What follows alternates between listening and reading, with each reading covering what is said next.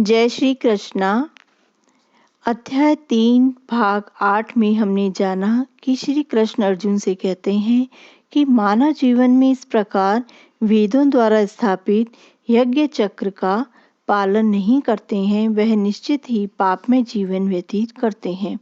ऐसा व्यक्ति केवल इंद्रियों की तुष्टि के लिए व्यर्थ ही जीवित रहता है। आगे अध्याय 3 में श्री कृष्ण अर्जुन से कहते हैं कि जो व्यक्ति आत्मा में ही आनंद लेता है और जिसका जीवन आत्म साक्षात्कार युक्त है और जो अपने में ही पूर्णतः संतुष्ट रहता है, उसके लिए कुछ करणीय नहीं होता। जनक जैसे राजाओं ने केवल नियत कर्मों को करने से ही सिद्धि प्राप्त की। अतः सामान्य जनों को शिक्षित करने की दृष्टि से तुम्हें भी कर्म करते रहना चाहिए। भगवान कृष्ण और अर्जुन को कुरुक्षेत्र के युद्ध में लड़ने की कोई आवश्यकता नहीं थी, किंतु उन्होंने जनता को यह सिखाने के लिए युद्ध किया कि जब सत्य परामर्श असफल हो जाते हैं तो ऐसी स्थिति में हिंसा आवश्यक हो जाती है।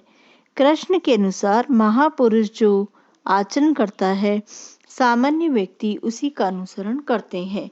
अतः वह अपने अनुकरणीय कार्यों से जो आदर्श प्रस्तुत करते हैं और संपूर्ण विश्व उसका ही अनुसरण करता है। मनुष्य को भगवान और उसके द्वारा शक्ति प्रदत्त सेवकों के उपदेशों का मात्र पालन करना चाहिए। उनके उपदेश हमारे लिए अच्छे हैं और हमें सदैव ईश्वर की या सूर्य तथा चंद्रमा की गतियों को वास्तव में नियंत्रित कर सकने वालों की स्थिति को श्रेष्ठ मानना चाहिए। ऐसी शक्ति के बिना कोई भी सर्वशक्तिमान ईश्वरों का अनुसरण नहीं कर सकता। शिवजी ने सागर तक के विष का पान कर लिया, किंतु यदि कोई सामान्य व्यक्ति विष की एक बूंद भी पीने का प्रयत्न करता है तो वह मर जाएगा।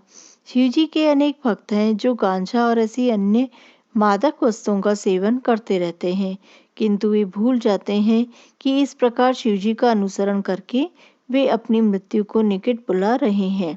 इसी प्रकार भगवान कृष्ण के भी अनेक भक्त हैं जो भगवान की रासलीला या प्रेम नृत्य का अनुसरण करते रहते हैं, किंतु वह भी भूल जाते हैं कि श्री कृष्ण ने गोवर्धन पर्वत धारण किया जो वह नहीं कर सकते।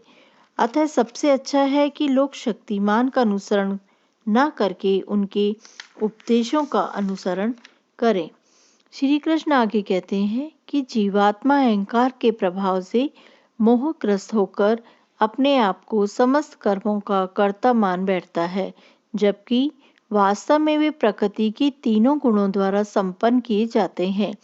अतः हे अर्जुन, अपने सारे कार्यों को मुझ में समर्पित करके मेरे पूर्ण ज्ञान से युक्त होकर लाभ की आकांक्षा से रहित, स्वामित्व के किसी दावे के बिना तथा आलस्य से रहित होकर युद्ध करो। जो व्यक्ति मेरे आदेशों के अनुसार अपना कर्तव्य करते हैं और ईर्ष्या रहित होकर इस उपदेश का श्रद्धा पूर्वक पालन करते हैं, वे सकाम कर्मों के बंधन से मुक्त हो जाते हैं।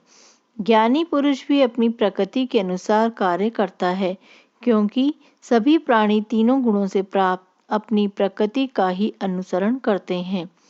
अतः प्रत्येक इंद्रिय और उनके विषय से संबंधित राग द्वेष को व्यवस्थित करने के नियम होते हैं। मनुष्य को ऐसे राग तथा द्वेष के वशीभूत नहीं होना चाहिए, क्योंकि ये आत्म साक्षात्कार के मार्ग में अवरोधक हैं।